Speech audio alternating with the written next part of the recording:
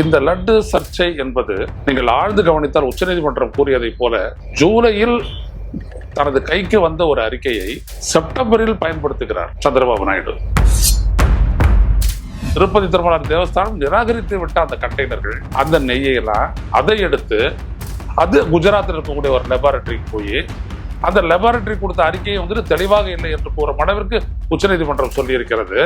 அதை பயன்படுத்தி கொண்டு அதை சர்ச்சையாக்கி அதை வைத்துக் கொண்டு தனது அரசியல் எதிரியாக அவர் கருதுகின்ற ஜெகன்மோகன் ரெட்டியை வீழ்த்துவதற்கான ஒரு வாய்ப்பாக ஒரு அரசியலை பயன்படுத்தியிருக்கிறார் சந்திரபாபு நாயுடு. ஏன்னா இந்த மாதிரி மதவாத விடயங்கள் எல்லாம், இந்த மாதிரி சர்ச்சைகள் எல்லாம் இயல்பா இருக்குது. அது பாரதிய ஜனதான்றது இருக்கிறதுனால அது வந்துட்டு வெளியில தெரியுது. இல்லாட்டி இந்துக்கள் வஞ்சிக்கப்படுகிறார்கள், இந்து மதம் வஞ்சிக்கப்படுகிறது என்றெல்லாம் சொல்லி அதையெல்லாம் இங்க மற்ற கட்சிகள் கண்டுக்கிறது இல்லை, பாஜக தான் மட்டும் கண்டுக்குது அப்படின்னு சொல்ற மாதிரி ஒரு அரசியலை வந்துட்டு தொடர்ந்து முன்னெடுக்கப்படுகிறது. ஆனா இந்த அரசியலுக்கெல்லாம் பின்னணியில வந்துட்டு என்னெல்லாம் இருக்கு அப்படி நீங்க பாத்தீங்க அப்படின்னா ஒரே ஒரு விடயம், இந்த நாடு எதையெல்லாம் விவாதிக்க வேண்டுமோ அதையெல்லாம் விவாதிக்காமல் இதை விவாதித்துக் கொண்டிருக்கிறது. இதுதான் உண்மை. 16,000 கோடி கொடுத்து 10 நிறுவனத்தை வாங்கியிருக்காரு. இழப்பு எவ்வளவு பாத்தீங்கன்னா 45,000 கோடி வங்கிகளுக்கு இழப்பு. இவ்வளவு பெரிய விடயத்தை இந்த நாட்டில் நாடாளுமன்றம் இயங்கல, அது ஒண்ணும் விவாதிக்கப்படல. இந்த இஷ்யூ மற்ற இடத்துல விவாதிச்சிருப்போம், ஆனா இது பெருசு ஆகல. 66,000 கோடி கட்டின அந்த கடன்களை எல்லாம் வெறும் ஒரு 16,000 கட்டி அந்த 10 நிறுவனங்கள் தன்னுடைய நிறுவனங்களை ஆக்கி கொண்டார் அதானி. இப்படித்தான் இவங்க வந்துட்டு உலகத்திலேயே பெரும் பணக்காரராகவும் இந்தியாவுடைய பங்கு சந்தையில அதிகமான பங்குகளை ஈர்க்கக்கூடிய விற்கக்கூடிய ஒரு நிறுவனமாகவும் அதானி நிறுவனங்கள் ஆகுதுன்னா இப்படித்தான். இப்படி உலகம் ஃபுல்லா பாத்தீங்கன்னா இன்றைய உலகத்துல பலனடைகிறது எல்லாம் பாத்தீங்க அப்படின்னா இந்த வியாபாரிகளும் இடைத்தரகர்களும் பெரிய பெரிய கார்பரேட்டுகளும் தான். வணக்கம் தோழர்களே, ரூஸ்டர் செய்தியின் வாயிலாக இன்று மீண்டும் உங்களை சந்திப்பதில் பெரும் மகிழ்ச்சி அடைகின்றேன். திருப்பதி திருமலா தேவஸ்தானத்தில் பக்தர்களுக்கு வழங்கப்படும் லட்டு பிரசாதத்தில் விலங்கு கொழுப்பு சேர்க்கப்பட்டு தயாரிக்கப்பட்டிருக்கிறது என்று சொல்லி அம்மாநில முதல்வர் சந்திரபாபு நாயுடு உருவாக்கிய அந்த சர்ச்சை உச்சநீதிமன்றத்தால் சரியான கோணத்தில் பார்க்கப்பட்டு அதற்கு ஒரு முடிவு கட்டும் முற்றுப்புள்ளி வைக்கும் வகையில் ஒரு தீர்வையும் தந்துள்ளது. அதாவது இந்த லட்டு தயாரிப்பில் பயன்படுத்தப்பட்டது அந்த நெய்யில் உள்ளபடியே விலங்கு கொழுப்பு சேர்க்கப்பட்டிருக்கிறதா என்பதை ஆய்வு செய்து அறிக்கை அளிக்குமாறு உச்சநீதிமன்றம் ஒரு சிறப்பு புலனாய்வு குழுவை அமைத்திருக்கிறது. விசாரணை குழு அல்ல, புலனாய்வு குழு. அதுவே அதை பற்றி ஆராயும். ஏனென்றால் food safety and security authority of India FSSAI என்று சொல்லக்கூடிய அமைப்பினுடைய உறுப்பினர் அதில் ஒருவர், 2 பேர் CBI உறுப்பினர்கள், 2 பேர் ஆந்திர காவல்துறையை சேர்ந்தவர்கள். இந்த 5 பேர் கொண்ட குழு ஏற்கனவே கொடுத்த அறிக்கைகளை புலனாய்வு செய்து மட்டுமின்றி அது தொடர்பாக ஏற்கனவே அந்த நெய் எங்கிருந்தெல்லாம் வாங்கப்பட்டதோ அந்த நெய்யை எங்கெல்லாம் சோதிக்கப்பட்டதோ அந்த சோதனை சாவடிகளில் இருக்கக்கூடிய அந்த அறிக்கைகளை எல்லாம் ஆராய்ந்து உண்மை என்ன என்பதை கண்டறிந்து அது நீதிமன்றத்திற்கு தெரிவிக்கும். அதன் வரை இதை பேசி எந்த விதமான அரசியல் லாபத்தையும் தேட சந்திரபாபு நாயுடுவோ இல்லை அவரை விட அதிகமாக கொந்தளிக்கக்கூடிய பவன் கல்யாணம் எடுத்துக்கொள்ள முடியாதபடி முற்றுப்புள்ளி வைத்திருக்கிறது உச்சநீதிமன்றம். இந்த லட்டு சர்ச்சை என்பது நீங்கள் ஆழ்ந்து கவனித்தால் உச்சநீதிமன்றம் கூறியதை போல ஜூலையில் தனது கைக்கு வந்த ஒரு அறிக்கையை செப்டம்பரில் பயன்படுத்துகிறார் சந்திரபாபு நாயுடு. இடையில் ஆகஸ்ட் மாதம் இருக்கிறது. இரண்டாவது விஷயம், அது முக்கியமான அதில் ஒரு கோணம் என்னவென்றால், ஏற்கனவே ரூஸ்டர் செய்திகள்ல வந்துட்டு இதை ராகுல் உங்களுக்கு தெரிவித்திருப்பார், அதை சொல்லுகின்ற ஒரு நினைவூட்டலுக்காக. அது என்னவென்றால், எந்த கண்டெய்னர்கள், எந்த நெய் கண்டெய்னர்களை வந்துட்டு திருப்பதி திருமலா தேவஸ்தானம் நிராகரித்ததோ அதை சாம்பிளாக எடுத்து, அந்த நெய்யில் சாம்பிளாக நிராகரிக்கப்பட்ட அந்த சாம்பிள் நெய்யை எடுத்து குஜராத்தில் இருக்கக்கூடிய ஒரு லெபார்டரிக்கு அனுப்பி அது ஒரு அறிக்கை தந்தது என்று வரும் பொழுது இங்கேதான் முதல்ல இந்த அரசியலுடைய சந்திரபாபு நாயுடு முன்னெடுத்த அரசியலுடைய மூலம் இருக்கிறது. ஏனென்றால் உள்ளபடியே அந்த லட்டில் சேர்க்கப்பட்ட அந்த நெய்யில் கலப்படம் இருந்ததா, விலங்கு கொழுப்பு கலப்படம் இருந்ததா என்பதை அறிய வேண்டும் என்றால் பயன்படுத்தப்பட்ட அந்த நெய்யை, லட்டு தயாரிப்பில் பயன்படுத்தப்பட்ட நெய்யை எடுத்து சென்று அதனை சோதனை சாலைகளில் கொடுத்து சான்றிதழ் பெற்றிருந்தால் கூட சரி என்று நம்பலாம். ஆனால் அப்படி இல்லை, நிராகரித்து விட்டது. திருப்பதி திருமலர் தேவஸ்தானம் நிராகரித்து விட்ட அந்த கண்டெய்னர்கள், அந்த நெய்யெல்லாம் அதை எடுத்து அது குஜராத்தில் இருக்கக்கூடிய ஒரு லெபார்டரிக்கு போய் அந்த லெபார்டரி கொடுத்த அறிக்கையை வந்துட்டு தெளிவாக இல்லை என்று கூறும் அளவிற்கு உச்சநீதிமன்றம் சொல்லி இருக்கிறது. அதை பயன்படுத்தி கொண்டு அதை சர்ச்சையாக்கி அதை வைத்துக்கொண்டு தனது அரசியல் எதிரியாக அவர் கருதுகின்ற ஜெகன்மோகன் ரெட்டியை வீழ்த்துவதற்கான ஒரு வாய்ப்பாக ஒரு அரசியலை பயன்படுத்தியிருக்கிறார் சந்திரபாபு நாயுடு. இதுல பவன் கல்யாண் வந்துட்டு செஞ்சிருக்கிறது வேற நோக்கம். அவர் வந்துட்டு ஆந்திராவினுடைய மோடியாக பார்த்திருக்கிறார். அவரு அப்படியே சனாதனத்தின் மீது நடத்தப்பட்ட தாக்குதல், அதற்காக நான் உபவாசம் இருக்கின்றேன், அந்த உபவாசத்தை முடிக்கின்றேன் என்றெல்லாம் சொல்லி சனாதன தர்மத்தை அழிக்க முடியுமா, இப்படி எல்லாம் பேசுறாரு.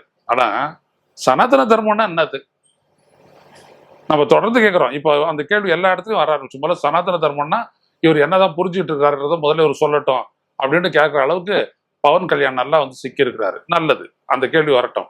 காவி எல்லாம் போட்டுக்கிட்டு அப்படியே நான் வந்துட்டு ஒரு மாடர்ன் சங்கி அப்படின்னு சொல்ற மாதிரி அவர் வந்துட்டு உருவாகிட்டு வர்றாரு. இந்த மாதிரியான முயற்சிகளுக்கு தான் உச்ச நீதிமன்றத்தினுடைய இந்த தீர்ப்பு ஒரு முடிவு கட்டி இருக்கிறது. இந்த நாட்டில் எத்தனையோ சிக்கல்கள் இருக்கும் பொழுது இப்படிப்பட்ட சிக்கல்கள் இயல்பாக தோன்றுவதாக நாம் கருதக்கூடாது. நாம் அப்படிதான் கருதுறோம். ஏன்னா இந்த மாதிரி மதவாத விடயங்கள் எல்லாம், இந்த மாதிரி சர்ச்சைகள் எல்லாம் இயல்பா இருக்குது.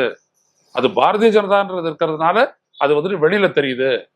இல்லாட்டி இந்துக்கள் வஞ்சிக்கப்படுகிறார்கள், இந்து மதம் வஞ்சிக்கப்படுகிறது என்றெல்லாம் சொல்லி அதையெல்லாம் இங்க மற்ற கட்சிகள் கண்டுக்கிறது இல்லை, பாஜக தான் மட்டும் கண்டுக்குது அப்படின்னு சொல்ற மாதிரி ஒரு அரசியலை வந்துட்டு தொடர்ந்து முன்னெடுக்கப்படுகிறது. ஆனா இந்த அரசியலுக்கெல்லாம் பின்னணியில வந்துட்டு என்னெல்லாம் இருக்கு அப்படின்னு நீங்க பாத்தீங்க அப்படின்னா ஒரே ஒரு விடயம், இந்த நாடு எதையெல்லாம் விவாதிக்க வேண்டுமோ அதையெல்லாம் விவாதிக்காமல் இதை விவாதித்துக் கொண்டிருக்கிறது. இதுதான் உண்மை. இந்த உலகத்திலே அப்படி ஒரு நடக்குது. இப்போ நீங்க எடுத்துக்கிட்டீங்க அப்படின்னம்னா நான் ரெண்டு விடயத்தை சொல்றேன். இதே இந்த லட்டு சர்ச்சை வந்துட்டு பெரிய அளவுல வந்த போது அதானி புதிதாக வாங்கிய போண்டியான கடன் வாங்கி வட்டி கூட கட்ட முடியாமல் அந்த நிறுவனங்களை எல்லாம் நேஷனல் கம்பெனி லா ட்ரிபியூனல்ல கொண்டு வந்துட்டு அது எவ்வளவு தூரத்துக்கு வந்துட்டு அதை வேற ஒரு நிறுவனம் வாங்கிக்குதோ அந்த பணத்தை வச்சு கடனை கட்டுறது, மீதி அந்த வாரா கடன்கள் இருக்கக்கூடிய மீத தொகையை வந்துட்டு ஹேர் கட்னு சொல்லிட்டு அப்படி நிராகரிச்சிட வேண்டியது. கேஸ் முடிஞ்சு போச்சு. நிறுவனம் நான் தனிக்கு அந்த மாதிரி அதானிக்கு வந்துட்டு பாத்தீங்க அப்படின்னோம்னா எவ்வளவு நிறுவனங்கள் அந்த மாதிரி அவர் வாங்கியிருக்காரு. அதனால அவருக்கு கிடைச்ச பெனிஃபிட்னா இந்த நாடு பட்ட இழந்தது எவ்வளவு அப்படின்றத பார்க்கணும். அப்படின்னோம்னா ஒரு நிறுவனமும் சொல்ற பாருங்க. இப்போ வந்துட்டு HDIL அப்படின்ற ஒரு நிறுவனம், இதை வாங்கினது அதானி ப்ராப்பர்ட்டிஸ். அந்த நிறுவனம் வாங்கியிருந்த மொத்த கடன் 7,795 கோடி. நல்லா கவனிங்க, கிட்டத்தட்ட 8,000 கோடி. ஆனா அந்த நிறுவனம் செலுத்தியது, இந்த நிறுவனத்தை வாங்குறதுக்காக அதானி வந்துட்டு செலுத்தியது எவ்வளவு அப்படின்னோம்னா வெறும் 285 கோடி. இதை வந்துட்டு பாத்தீங்கன்னா வங்கிக்கு ஏற்பட்ட இழப்பு 96% இழப்பு. ஹேர்கட் பயிரே போச்சுன்னு சொல்லுவோமே அந்த மாதிரி. இந்த ரேடியல் எஸ்டேட் நிறுவனத்தை வந்துட்டு அதானி வந்துட்டு வாங்கினது 76 கோடி கட்டி தான். ஆனா அவங்க வாங்கியிருக்கக்கூடிய கடன் 1,700 கோடி, 96% கட்டு. அடுத்தது நேஷனல் ரேடியான் கார்பரேஷன் தான் நான் சொன்ன மாதிரி 1,175 கோடி கடன், அதில் 160 கோடி தான் கட்டப்பட்டு வாங்கப்பட்டிருக்கிறது. வங்கிக்கு ஏற்பட்ட இழப்பு 86%. அடுத்தபடியாக பார்த்தீங்கன்னா SR பவர் MP லிமிடெட், அதை அதானி வாங்கியிருக்காங்க. எவ்வளோ கடன் வந்துட்டு அவங்க வாங்கினா அப்படின்னோம்னா கட்டாமல் விட்ட கடன், நான் பர்ஃபார்மிங் அசட்ஸ் 12,013 கோடி. ஆனால் அதானி அந்த நிறுவனத்தை வாங்கினது எவ்வளோ அப்படின்னோம்னா வெறும் 2,500 கோடிக்கு. இதுல வங்கிகளுக்கு ஏற்பட்ட இழப்பு 79 விழுக்காடு. அடுத்தது DG port limited, Adani port SEZ limited அதை வாங்கியிருக்காங்க. இது DG போர்ட் லிமிடெட் நிறுவனத்தை அதானி போர்ட் செஸ் லிமிடெட் அவங்க வாங்கியிருக்கிறாங்க. எவ்வளவுக்கு வாங்கியிருக்காங்க அப்படின்னோம்னா வெறும் 705 கோடிக்கு வாங்கியிருக்காங்க. அந்த நிறுவனம் வாங்கிய மொத்த கடன் 3,075 கோடி. இதனால வங்கிக்கு ஏற்பட்ட இழப்பு பார்த்தீங்க அப்படின்னோம்னா 77%. அடுத்தது டான்கோ அமர் கான்ட்ராக்ட் பவர் அப்படின்ற ஒரு பவர் நிறுவனம், மின் தயாரிப்பு நிறுவனம், அதை வந்துட்டு அதானி பவர்ஸ் வாங்கியிருக்குது. அவன் வாங்கின கடன் தான் ஹையஸ்ட் 15,190 கோடி. அந்த நிறுவனத்தை வெறும் 4,101 கோடி செலுத்தி அதானி அதை எடுத்துக்கிட்டாங்க. வங்கிகளுக்கு ஏற்பட்ட இழப்பு கிட்டத்தட்ட 1,100 கோடி ரூபாய். In terms of percentage 73%. அடுத்தது ஹாஸ்டல் எனர்ஜி லிமிடெட் அப்படின்னு சொல்லக்கூடிய அதையும் அதானி பவர் லிமிடெட் வாங்கியிருக்காங்க. அது எவ்வளவு கடன் வாங்கியிருக்குன்னா 12,300 கோடி. அதானி கட்டது 3,500 கோடி. இழப்பு 72%. அடிட்டியா எஸ்டேட்ஸ் அது அதானி ப்ராப்பர்ட்டிஸ் வாங்கியிருக்குது. அவன் வாங்கின கடன் வந்துட்டு பார்த்தீங்கன்னா 593 கோடி. இதுல பரவாயில்ல, அதானி வாங்கினது 265 கோடிக்கு வாங்கியிருக்காங்க. ஏன்னா அந்த ப்ராப்பர்ட்டி சொல்லும் போது கட்டப்பட்டு விற்காத அந்த கட்டடங்கள்லாம் இருக்கும் போல அதை வச்சு அவங்க கொடுத்துருக்குறாங்க. 55% இதுல வந்துட்டு வங்கிகளுக்கு இழப்பு. காரைக்கால் போர்ட் நல்லா கவனிங்க. காரைக்கால் போர்ட் அரசு நிறுவனமா இருந்து தனியார் நிறுவனம் ஆக்கி அது காலியான நிலையில அதானி போர்ட் லிமிடெட் அதை வாங்கிட்டாங்க. அதுக்கு வந்துட்டு இருந்த கடன் கிட்டத்தட்ட 3,000 கோடி. அதை பாதிக்கு பாதி விலையில 1,480 கோடி கொடுத்து அதானி போர்ட் வாங்கிட்டாங்க. எவ்வளவு இழப்பு வங்கிகளுக்கு? 43%. இப்ப இதே மாதிரி கோர்பா பெஸ்ட் பவர் கம்பெனி இதுக்கு பாத்தீங்கன்னா அதானி பவர் லிமிடெட் வாங்கியிருக்காங்க. வாங்கின கடன் 5,032 கோடி. அதானி வாங்கினது 2,900 கோடி கட்டியிருக்கிறாங்க. இழப்பு 42. இப்படி ஒட்டு மொத்தமா நீங்க பாத்தீங்கன்னா அதானி நிறுவனங்கள் வாங்கி இருக்கக்கூடிய அந்த நிறுவனங்களினுடைய ஒட்டுமொத்த கடன் பாக்கி 61,853 கோடி. கிட்டத்தட்ட 62,000 கோடின்னு வச்சுக்கோங்க. இத வெறும் ஒரு 16,000 கோடி மட்டுமே கொடுத்து அதானி வாங்கியிருக்காரு. 1 2 3 4 5 6 7 8 9 10 நிறுவனத்தை வாங்கியிருக்காரு. வெறும் 16,000 கோடி கொடுத்து. இழப்பு எவ்வளவுன்னு பாத்தீங்கன்னா 45,000 கோடி வங்கிகளுக்கு இழப்பு. ஒட்டு மொத்தமா அந்த கடன் தொகையோட ஒப்பிடும் போது 74% இழப்பு. இவ்வளவு பெரிய விடயத்தை இந்த நாட்டில் நாடாளுமன்றம் இயங்கல, அது ஒண்ணும் விவாதிக்கப்படல. ஆனா இந்த இஷ்யூ மற்ற இடத்துல விவாதிச்சிருப்போம். ஆனா இது பெருசு ஆகல. இதுல எப்படி ஆச்சுன்னா இது வந்துட்டு வாட்ஸ்அப்ல வருது. அடுத்தபடியா இந்திய கம்யூனிஸ்ட் கட்சியினுடைய பத்திரிகை இது ஜனசக்தி இதுல வந்திருக்குது இந்த விவரம். வேற எங்கேயுமே போடல. நேஷனல் கம்பெனி லா ட்ரிபியூனல் நீங்க போனீங்கன்னா இந்த மாதிரி ஹேர் கட் விஷயத்த நம்ம நிறைய பேசிருக்கிறோம், நிறைய போயிட்டே இருக்குது. ஆனா யார் பெனிஃபிஷியரின்னு பாருங்களேன். அதானி எவ்வளவு பெனிஃபிஷியரின்னா 66,000 கோடி கட்டின அந்த கடன்களை எல்லாம் வெறும் ஒரு 16,000 கட்டி அந்த அந்த 10 நிறுவனங்கள் தன்னுடைய நிறுவனங்களை ஆக்கி கொண்டாரு அதானி. இப்படித்தான் இவங்க வந்துட்டு உலகத்திலேயே பெரும் பணக்காரராகவும் இந்தியாவுடைய பங்கு சந்தையில அதிகமான பங்குகளை ஈர்க்கக்கூடிய விற்கக்கூடிய ஒரு நிறுவனமாகவும் அதானி நிறுவனங்கள் ஆகுதுன்னா இப்படித்தான். அப்ப இதை விவாதிக்கல. இது எதனால விவாதிக்கல? ஏதாவது ஒரு விஷயம், ஒரு மத பிரச்சனை, லட்டு, பூந்தி, காராசேவு இப்படின்னு சொல்லிட்டு எதையாவனத்துல போட்டு அதுல எண்ணெய் கலப்பு, அதுல வந்து கொழுப்பு, மாட்டு கொழுப்பு தான், அதுல இருந்துதான் நெய் வருது அப்படின்றத சாதாரண மக்களுக்கு தெரியும். பாலுல கொழுப்பு இருக்குன்னா அது யாருடைய கொழுப்பு? மாட்டோட கொழுப்பு. அப்புறம் பாலை வந்துட்டு எடுத்துட்டு வெண்ணையா எடுக்கிறோமே, வெண்ணன்றது என்னது? இன்னொரு ஃபார்ம் ஆஃப் கொழுப்பு, ரைட்டா? அதுதான் நம்ம உருக்கி நெய் அடிக்கிறோம். அப்போ என்ன, அது கொழுப்பு எங்க போகுது? அதுக்கான ட்ரேஸே இல்லை. இப்போ இதே கிங் இன்ஸ்டிடியூட் அப்படின்ற இங்க இருக்கக்கூடிய தமிழ்நாட்டில் இருக்கக்கூடிய 200 ஆண்டுகளுக்கு முற்பட்ட அதுல இதே இந்த ஏஆர் திண்டுக்கல் நிறுவனம் யாரு அந்த நெய்யை சப்ளை பண்றாங்களோ, இப்போ 4 நிறுவனங்கள்ல ஒண்ணு திருப்பதி திருமலா தேவஸ்தானத்திற்கு அவங்க டெஸ்ட் பண்ணியிருக்காங்க. அதுல வந்து இந்த அனிமல் ஃபேட்ன்றதுக்கு ட்ரேஸே இல்லை அப்படின்னு அவங்க சர்டிஃபை பண்ணியிருக்காங்க. இன்னும் அந்த இறுதி ரிப்போர்ட் வரட்டும்னு வச்சுங்க, அது வரைக்கும் நம்ம காத்திருப்போம். ஆனா இதுல இருக்கக்கூடிய இந்த சூட்சமத்தை தான் புரிஞ்சுக்கணும். இதே மாதிரி ஒன்றும் இல்லை, இஸ்ரேல் மேல ஒரு பதிலடி தாக்குதல் பண்றான் ஈரான். இஸ்ரேல் உடனே சொல்றான், நான் உன்னுடைய எண்ணெய் இலக்குகளை எல்லாம் வச்சு குண்டு வீசுவேன்றான். அவ்வளவுதான். குண்டு வீசல, ஒன்னும் வீசல. முந்தா நாள்ல இருந்துட்டு கச்சா விலை வந்துட்டு பாத்தீங்கன்னா பேரலுக்கு $3 அதிகம், $3 அதிகம், $3 அதிகம். இன்னைக்கு எவ்வளவுன்னு தெரியல. குண்டும் வீசல, உற்பத்தி பாதிக்கல, எதுவுமே ஆகல. ஆனா இதே காரணம் காட்டி சர்வதேச அளவில் $3 உடனே மோடி விவாதிக்கிறாரு. அவருடைய security cabinet committee on security CCS அப்படின்ட்டு அதுல வந்துட்டு மோடி விவாதிக்கிறாரு. அந்த விடயத்தை காட்டுறாங்க தொலைக்காட்சியில எல்லாம். இது வந்துட்டு ஒரு பெரிய எனர்ஜி செக்யூரிட்டி பிரச்சனையை ஏற்படுத்தும் அப்படின்னு மோடி பேசுறாரு. கேள்வி கேட்க வேண்டியதானே? எந்த எண்ணெய் சேமித்து வைக்கக்கூடிய அந்த குதம்பைகளின் மீது எந்த தாக்குதலும் நடக்கல, உற்பத்தி பாதிப்பு ஏற்படல. அது உற்பத்தி அதிகமாக கொடுக்கக்கூடிய நாடுகள்ல ஒண்ணு ஈரான், மறுப்பதற்கில்லை. ஆனா எந்த பாதிப்புமே இல்லை. ஏன்னா அந்த இலக்கிலேயே வந்துட்டு போர் நடக்கல. அதுக்குள்ளே எப்படி $3 உயர்த்துறாங்க, யார் உயர்த்தினது அப்படின்ற கேள்வி வந்துட்டு மோடி எழுப்பணுமா இல்லையா? அது நம்ம தான் நிறைய கொட்டி கொடுக்குறோம். நமக்கு தேவையான எனர்ஜி கச்சா தேவையில வந்துட்டு பாத்தீங்கன்னா நம்ம 80% இம்போர்ட் பண்ணக்கூடிய நாடு.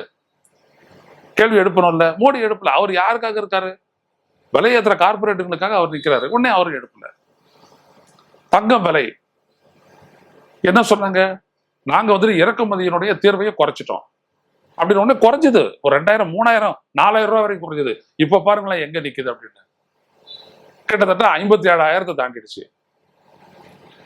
விலை குறையும் போது 52,000 போனது, இப்ப 57,000, 5,000 ரூபாய் அதிகமாயிருக்கு. இது எப்படி? என்ன அடிப்படையில? கேட்டா அங்க போர் நடக்குது. அங்க போர் நடக்கிறதுக்கும் இங்க தங்கத்தை சுரங்கங்கள்ல வரக்கூடிய அவுட்புட்டுக்கும் என்ன சம்பந்தம்? இப்படி உலகம் ஃபுல்லா பாத்தீங்கன்னா இன்றைய உலகத்துல பலனடைகிறது எல்லாம் பாத்தீங்க அப்படின்னா இந்த வியாபாரிகளும் இடைத்தரகர்களும் இப்படிப்பட்ட பெரிய பெரிய கார்பரேட்டுகளும் தான். இது விவாதிக்கப்படுறதே இல்லை, எந்த இடத்துலயுமே விவாதிக்கப்பட்டது இல்லை. எதுக்காக தங்க விலை இருக்கு? அதிகமா தங்கம் வாங்குறாங்களா? இல்லவே இல்லை. இந்தியாவில் இருக்கக்கூடிய இந்திய மக்களுக்கு இருக்கிற ஒரு நெருக்கடி எதுவாக இருந்ததுனால, கல்யாணம் வாங்கினாலும் தாலி வாங்கணும், இட வீட்டு கொண்டு போய் கொடுக்கறதுனாலும் தங்கத்தை வாங்கணும். அந்த மாதிரி ஒரு நிலையில நம்ம இருக்கிறோம். ஸோ உடனே இங்க அதுக்காக எவ்வளவு எந்த அளவுக்கு எடுத்துட்டு போயிட்டாங்க பாருங்க. இது அவ்வளவு ரூபாயினுடைய பணவீக்கத்தை பாதிக்குது, வாங்கும் சக்தியை பாதிக்குது. டாலருக்கு நிகரான ரூபாயின் மதிப்பு சரிந்தது, 84 ரூபாய்க்கு வந்துருச்சு. அது என்ன ஆகும்? நம்முடைய எக்ஸ்போர்ட்டுக்கு போதுமான அளவுக்கான விலை கிடைக்காது. இதுதான் பெரிய கிரைசிஸ்.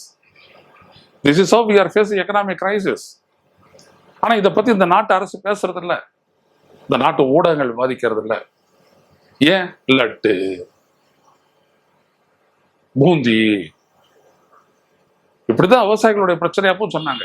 விவசாயிகள் போடுறது அவர்களுக்கு வந்துட்டு வெளிநாடுகளில் இருக்கக்கூடிய காலிஸ்தான் சக்திகளிலிருந்து ஏற்கனவே 2000 கோடி வந்துருச்சு அப்படிலாம் சொல்லிட்டு பிஜேபிக்காரன் கிளப்பி விட்டான், சங்கிகள் கிளப்பி விட்டாங்க. இந்த அரசியலை வைத்து, இப்படியான சர்ச்சைகளை வைத்து அரசியல்வாதிகள் எப்படி சுலபமா தப்பிச்சுக்கலான்னு பாருங்க. ஆட்சிக்கு 100 நாள் ஆச்சு, என்னெல்லாம் வாக்குறுதி கொடுத்த, அதுல என்ன நிறைவேற்றின அப்படின்ற கேள்வி சந்திரபாபு நாயுடு நோக்கி திரும்பிச்சு. அவ்வளவுதான். உடனே லட்டுல கலப்படம்னு சொல்லிட்டு, அதனாலதான் அவர் ஜூலைல வந்த ரிப்போர்ட்டை எதுக்கு அவர் செப்டம்பர்ல விடுறாருன்னா இதான் காரணம்.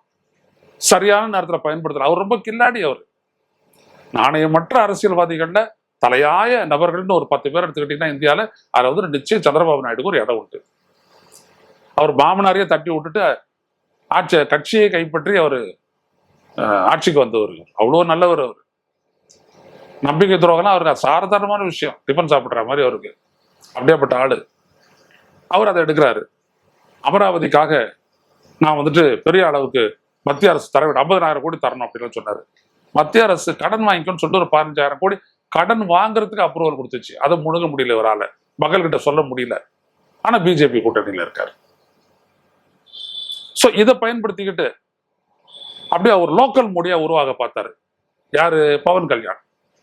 உடனே அவர் காவி எல்லாம் போட்டுக்கிட்டு, நாமம் எல்லாம் போட்டுக்கிட்டு, சனாதன தர்மா, சனாதன தர்மா, உபவாசம் உபவாசம் அப்படி சொல்லிட்டு அவர் எல்லார் மேலேயும் ஒரு பாய்ச்சல். அவர் என்ன சொன்னாரு? நடிகர் கார்த்திக் லட்டை பத்தி ஒரு கேள்வி கேட்கிறான். லட்டு இப்ப சர்ச்சையான விஷயமா இருக்குது, இப்ப வேணாம், இவ்வளவுதான் சொன்னாரு.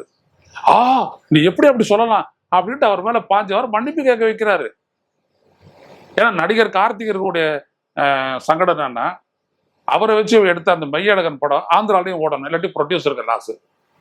உடனே அவர் என்ன பண்ணாரு? மன்னிப்பு கேட்டு தொலைச்சாரு இந்த பவன் கல்யாண் கிட்ட. உடனே அதை அவருக்கு பாத்தியா நான் கேட்ட உடனே கொடுத்துட்டேன். அதுக்காக தான் வந்துட்டு பிரகாஷ் ராஜ் நல்லா உரின்னு உரிச்சாரு. உள்ளூர் பிரச்சனை எதுக்கடா இந்திய பிரச்சனை ஆக்குறேன்னு சொல்லிட்டு கேட்டார் கேள்வி. பதில் இல்லை. இப்படிப்பட்ட மோசடிகள் எல்லாம் இந்தியாவில மட்டும்தான் அரங்கேறும். இது மதவாதத்தை வச்சு அரசியல் பண்றது இல்லையாது.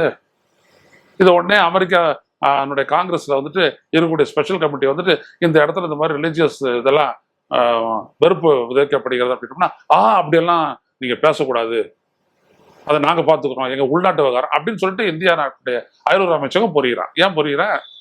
இப்ப நடக்கிறது என்னது இங்க ஆந்திரால? உடனே தமிழ்நாட்டுல இங்க இருக்கிற ஒரு சங்கி தமிழ்நாட்டுல இதுல வந்துட்டு அந்த மாதிரி தான் கருத்தடை இதெல்லாம் மருந்து கலக்குறாங்க பழனி பஞ்சாமிர்தத்துல இவன் ஒருத்த கலப்பி விட்டான்.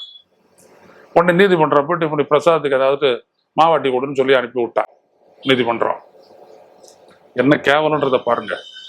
இது அவ்வளவும் நமது அரசியலினுடைய போதாமையை தான் பிரதிபலிக்குது. நான் சொல்றது அரசியல்வாதிகள்கிட்ட, மக்கள்கிட்ட. மக்களாகிய நாம் அரசியலை பற்றி ஆழ்ந்து சிந்தித்து முடிவு செய்து ஒவ்வொரு விடயத்தையும் சீர்தூக்கி பார்த்து முடிவெடுத்திருந்தால் மோடி என்கின்ற ஒரு நபர், இல்லை இந்த மாதிரி ஒரு சங்கிகள், இல்லை இந்த உள்துறை அமைச்சர் அமித்ஷா போன்றவர்கள்லாம் பதவிக்கு வந்தே இருக்க முடியாது, கவுன்சிலரை கூட ஆயிருக்க முடியாது. காரணம், நம்ம கிட்ட இருக்கக்கூடிய சென்டிமெண்ட்டுக்கு என்ன இடம் தரணுன்றதே தெரியாதனால. நல்லா சொன்னார் டாக்டர் அப்துல் கலாம். அவர் சொன்னதோடு வச்சு முடிக்கிறேன். we should become a knowledge society. கனவு காணலாம் சொல்லும் போது அவர் கடைசியாக சொன்னதை தான் மக்களை பார்த்து, மாணவர்களை பார்த்து, strive to become a knowledge society. முயற்சி செய்யுங்கள், ஒரு அறிவார்ந்த சமூகமாக நாம் உயர்வதற்கு. அதுதான் நமக்கான வே. ஒவ்வொரு விடயத்தையும் அறிவு கொண்டு ஆழ்ந்து பார்ப்பது. நெய்யை எங்கேருந்து வருது? நான் இப்படிதான் போட்டேன், how ghee manufactured in milk factories அப்படின்னு ஒன்று போட்டேன். அவன் எல்லாத்தையுமே டெமான்ஸ்ட்ரேட் பண்ணி காட்டிவிட்டான். நீங்களும் போட்டு பாருங்க கூகுளில், எல்லாம் இருக்குது. இந்த சேர்னிங் ப்ராசஸ் என்னன்னா, ஸ்கிம்மிங்னா, ஸ்கிம்டு மில்க் என்னன்னா, இந்த கிரீமா வருது என்னது, அது வெண்ணெய்ன்றது அவன் சொல்றான். அப்படி அதுல இருந்து எப்படி நெய் எடுக்கிறாங்க எல்லாத்தையுமே சொல்லி இருக்கிறாங்க. அது 411 ரூபாய்க்கு நல்ல நெய் கிடைக்குமா? அது பெரிய கேள்விக்குறி. நம்ம போய் வாங்கினோம்னா 800 ரூபாய்க்கு குறைஞ்ச நெய் கிடையாது.